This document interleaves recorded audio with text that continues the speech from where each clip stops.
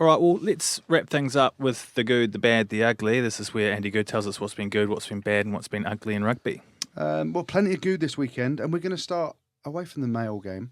We're going to go to the female side of rugby, the women's game. Come on, Sarries. Saracens women have won the inaugural Tyrrell's Premier 15s title in a banging final. Oh, God. Ealing Trailfinders. Tip of the hat.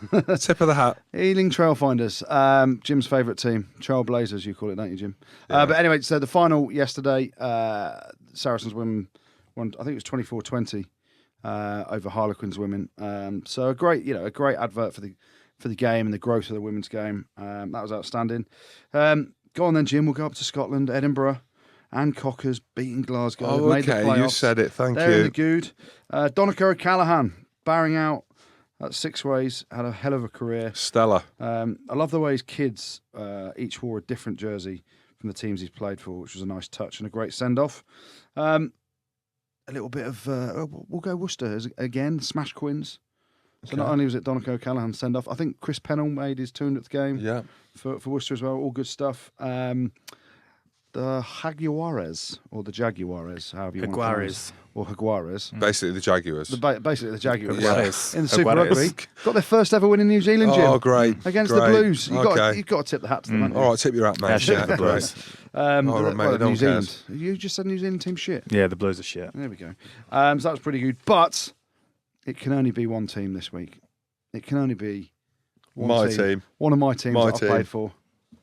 The mighty Newcastle, making their first way into the playoffs. Top four. Nicky Gunnover, 13th try of the season. Just great to see the resurgence of Northern Rugby. Yes. And Newcastle fans that are listening to this, you're welcome. I started that a few years ago. So arrogant, mate. I started it a few years ago. So arrogant. A saviour, and now look at you. Just as you said, Jim, just laid the foundations. And now they're reaping the rewards. They are, mate. So Newcastle this week get the Goode. The bad. Well, Breve and London Irish both got relegated from their respective leagues this weekend. Breve in the top 14, my old club. London Irish in the Premiership, my nearly old club. Both got relegated, so that's pretty bad. Quins, embarrassing. Absolutely no heart, no passion in that jersey at all. For them. You said it, not me. Jim said they were spineless earlier on, but I wouldn't go that far, Jim. But they were pretty bad. But the bad this week has to go to another one of our old teams, Jim. Leicester Tigers. Losing at home to Newcastle. They've missed out on the playoffs for the first time in 14 years. And it was their fifth home defeat of the season in the Premiership, which is their worst record in the Premiership era. You know, and that was it. Even Jim played for Leicester a couple of times. Must have been bad back then as well. 80-odd games. 80, is that it? Yeah. No, I did 200. Anyway, so that's the bad. Ugly. Where should we go with this? Machino is going to miss the Champions Cup final after injuring his knee against Bordeaux, and he's a quality operator. Haskell chatting about the game's pathetic. That's not bad. That's truth. It's the truth, but it's just, the whole seatbelt tackle thing. Ugly for the game.